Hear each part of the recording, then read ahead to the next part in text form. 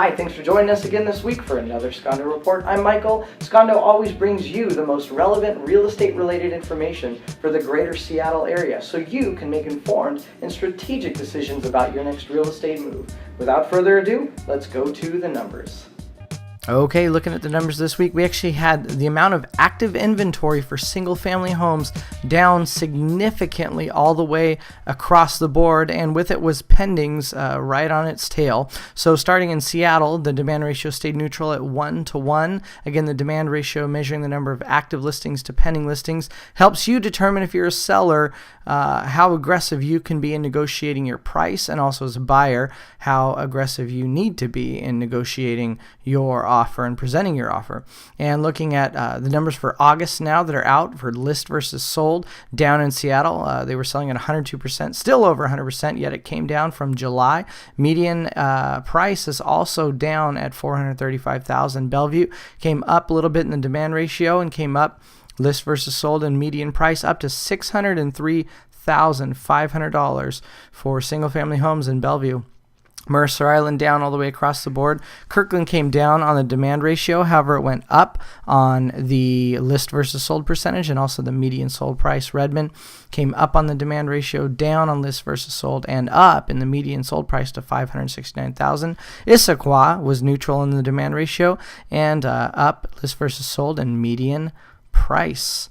Looking now at luxury homes. These are homes that are $1 million and above in Seattle. Demand ratio stay neutral. Bellevue, demand ratio neutral. Mercer Island came down on the demand ratio to a 3-to-1 now, which is still excellent for luxury homes. Kirkland came up a little bit, down to 3.25-to-1 in luxury home inventory.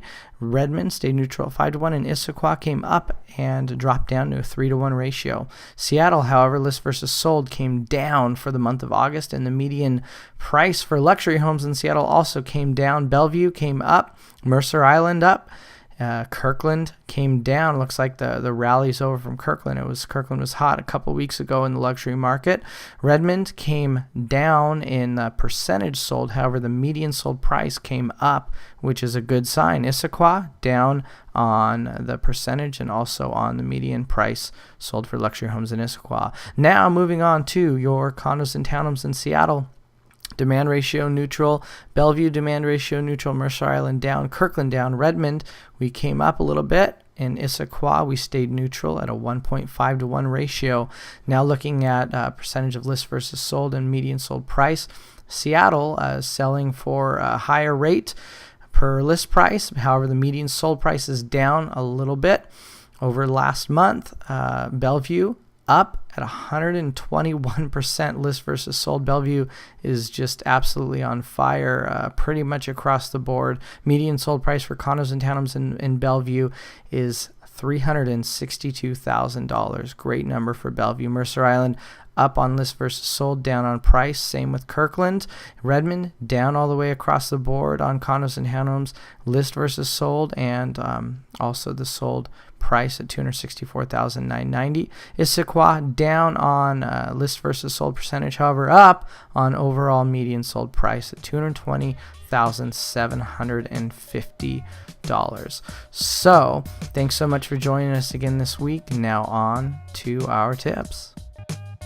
Okay, our tip this week is for sellers. Oftentimes our homes can have an odor that's particular to us, or it could be because of the foods that we enjoy to cook and eat in our home. It could be from pets, smoking, incense, candles, other things, potpourri, colognes that we enjoy. However, a potential buyer would not. Remember, it's so important to have the most neutral environment, trying to target the largest audience you can of a buyer pool, and remembering that not everybody would particularly enjoy all the different kinds of fragrances or odors that you may in your house. So it's very important to get some third-party feedback on the impressions people get when they walk in their home, particularly to the way that it smells, and so you can address those and neutralize those, and there's several ways to do that. If you have any questions related to that, please feel free to contact us. Our contact information, of course, is on the end of our video, and thanks for joining us again this week for another Scondo Report and Tip. See you again next week.